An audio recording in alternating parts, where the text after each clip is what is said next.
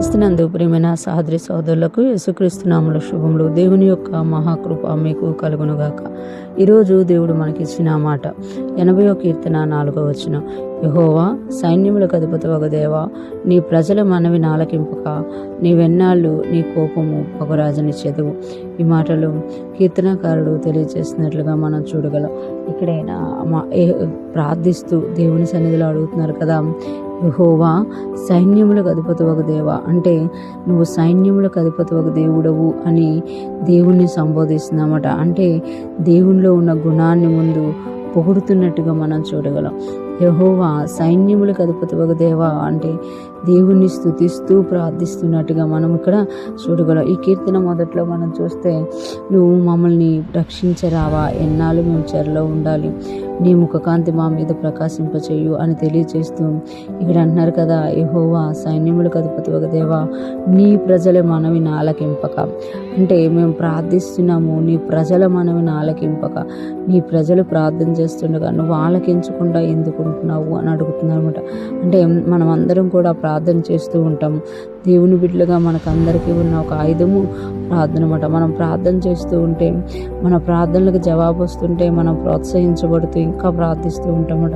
కొన్నిసార్లు కొన్ని విషయాల కొరకు ఎంత ప్రార్థించినా కూడా ఆ ప్రార్థనకు జవాబు రానప్పుడు ఇలాగే మనం కూడా అంటూ ఉంటామన్నమాట. నీ ప్రజల మనవి ఆలకింపక నీవెన్నాళ్ళు నీ కోపం పొగరాజనిచ్చేదు, నువ్వెన్నాళ్ళు నీ కోపం పొగరాజనిచ్చేదు. అంటే దేవుడు మన మీద కోపపడుతున్నాడు, మనం దేవునికి ప్రార్థన చేద్దాము. ఆయన కోపం ఎలా ఉందంట, పొగరాజినట్టు రాజుతుందట.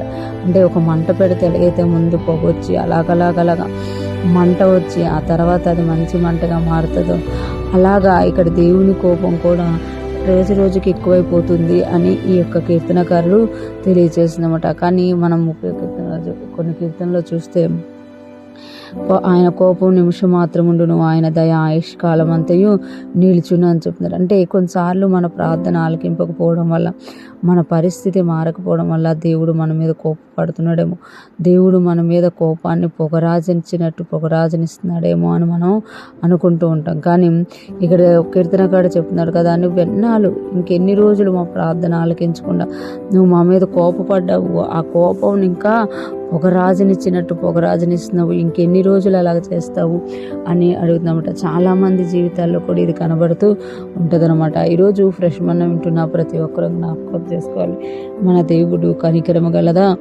దేవుడు. మన దేవుడు ఎప్పుడు కూడా కోపపడతాడు, కానీ ఆయన కోపం నిమిషం మాత్రమే ఉంటుంది. ఆ నిమిషాన్నే మనము తట్టుకోలేక ఇలాగ ప్రార్థన చేస్తూ ఉంటాం అనమాట.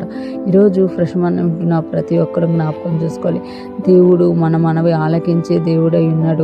అంతేకాకుండా ఆ మనవిని ఆలకించడంతో పాటు ఆయన మన జీవితంలో కార్యం చేసే దేవుడిగా ఉన్నారన్నమాట. ఈరోజు ప్రశ్న వింటున్న ప్రతి ఒక్కరి జీవితంలో ఏ మనవి అయితే మీరు దేవుని సన్నిధిలో చేస్తున్నారో ఆ మనవి అంగీకరింపబడి మీ జీవితంలో ఒక గొప్ప విడుదల కలుగును గాక.